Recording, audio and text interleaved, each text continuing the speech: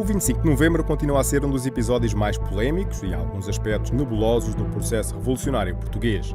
Existe um relativo consenso em torno da ideia de ter sido a saída dos paraquedistas a determinar o desencadeamento das movimentações militares. Gostava de saber os objetivos das ocupações, portanto, da luta dos paraquedistas.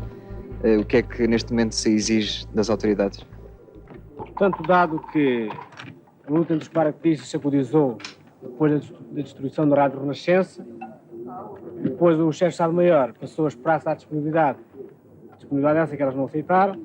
Mais tarde passou os sargentos, mandou-os para casa para depois serem transferidos para o Exército e agora parece-lhe que nos quer cortar os vencimentos e os abastecimentos.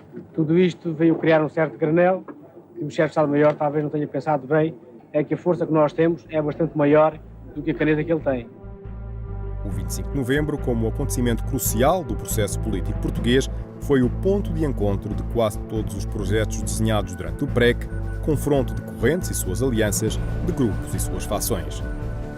Confluíram neste dia os planos traçados desde há muito, os que vinham de antes da Revolução, os que ficaram pelo caminho em 28 de setembro e em 11 de março e os que se construíram durante o verão quente de 75. Por isso, o resultado do 25 de novembro continua a suscitar posições muito dispares e empenhadas. A maior parte dos protagonistas mantém as suas razões e os seus pontos de vista, confirmando com essa atitude a importância dos acontecimentos na definição do regime construído em Portugal depois desse dia. Vejamos os factos. O mês de novembro inicia-se com atos de terrorismo por todo o país, com o governo incapaz de suster os acontecimentos. Os moderados preparam-se para a eventualidade de um confronto armado. São apoiados por uma comissão militar em que participam muitos oficiais sem história no movimento revolucionário. Entretanto, as manifestações de rua prosseguem por todo o país a um ritmo insuportável, assumindo cada vez mais a disposição conflituosa dos contendores. Neste ambiente, os moderados precisam de ocupar uma das últimas áreas do poder que lhes escapa, a região militar de Lisboa. Assim, por decisão do Conselho da Revolução, de 20 de novembro, é nomeado para o seu comando Vasco Lourenço, em substituição de Otelo Saraiva de Carvalho.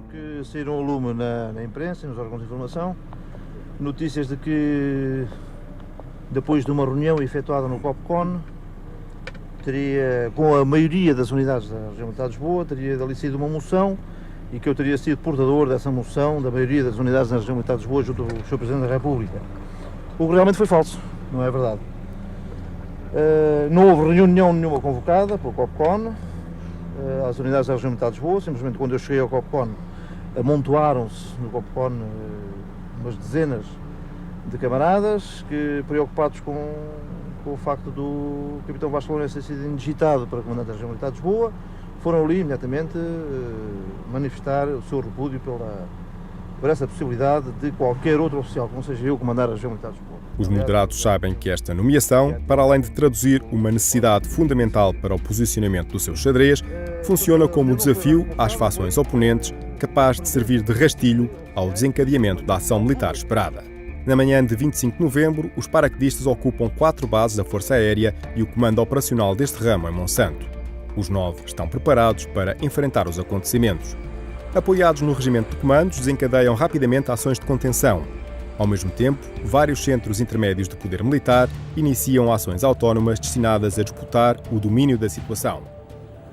A ação dos comandos foi em todas as alturas uma ação pronta e o sucesso deve-se em grande parte precisamente à sua atuação e à sua determinação.